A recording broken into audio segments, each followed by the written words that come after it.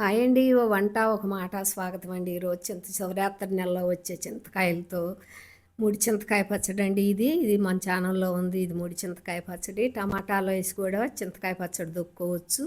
ఇది టమాటాలు వేసి టమాటా చింతకాయ పచ్చడి అండి. ఈ సంవత్సరం పాటు నిల్వ ఉంటుంది. మనం ఎప్పుడు కావాలంటే అప్పుడు పల్లీలైనా పచ్చిమిర్చి అయినా ఎండుమిర్చి అయినా ముద్దపప్పు వండుకుని ఈ పచ్చడి చింతకాయ పచ్చడి చేసుకుంటే చాలా చాలా బాగుంటుంది. మనకు నోరు బాగోనప్పుడు పుల్ల పుల్లగా తినాలనిపించినప్పుడు ఈ పచ్చడి చేసుకుంటే చాలా బాగుంటుందండి. సంవత్సరం అయినా 2 సంవత్సరాలైనా నిల్వ ఉంటుంది.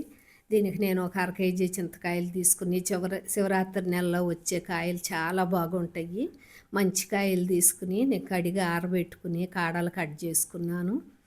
ఏళ్ళన్నీ కాయలు ఇరగదీస్తే చాలా మట్టుకు ఏళ్ళు వచ్చేస్తాయి. మనం తొక్కుని ఏరుకుంటానికి ఈజీగా ఉంటుంది.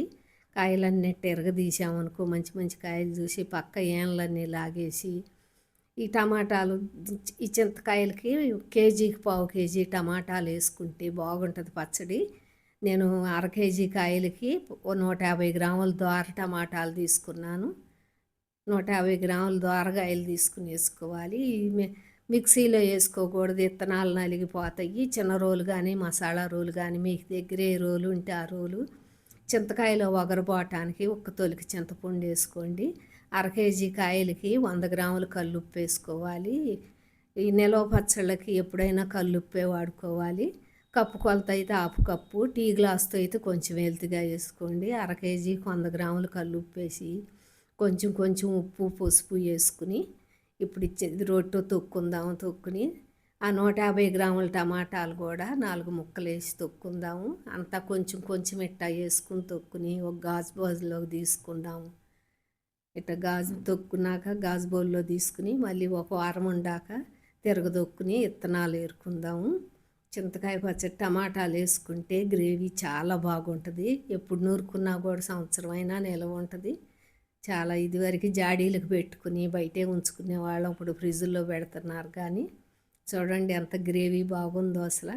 2 కేజీకి పావు కేజీ టమాటాలు దోరగాయలు వేసుకుంటే చింతకాయ పచ్చడి చాలా బాగుంటుంది. దీన్ని ఇప్పుడు మళ్ళీ తిరగదొక్కుందాం రొట్టెను. వారం తర్వాత చింతకాయ పచ్చడి అయితే చీకిపోయింది. ఒక్కసారి తిరగదొక్కుంటే పచ్చడి గుజ్జు వచ్చిద్ది. మళ్ళీ విత్తనాలు కూడా ఈజీగా వస్తాయి అన్నమాట. దీన్ని ఒక ప్లేట్లోకి తీసుకుని ఇప్పుడు విత్తనాలు ఏరుకుందాం శుభ్రంగా. విత్తనాలు తీసుకోవటానికి ఈజీగా వస్తాయి. చూడండి విత్తనాలు పైకే కనపడుతుంటాయి, ఎందుకంటే తిరగదొక్కున్నాం కదా. ఒక లైక్ కొట్టండి, సబ్స్క్రైబ్ చేసుకోండి. టమాటా చింతకాయ పచ్చడి అయితే చాలా బాగుంటుందండి. మీరు కూడా అసలు ఒక్కసారి చూడండి. విత్తనాలు ఎట్ట తీసుకోవటం చాలా ఈజీ. విత్తనాలు ఏగో సపరేట్ అయిపోయినాయి.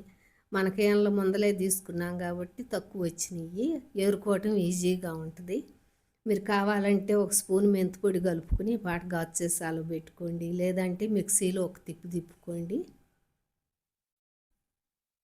అది నేను మిక్సీలో ఒక స్పూన్ మెంతిపొడి వేసి ఒక తిప్పుకుంటున్నాను.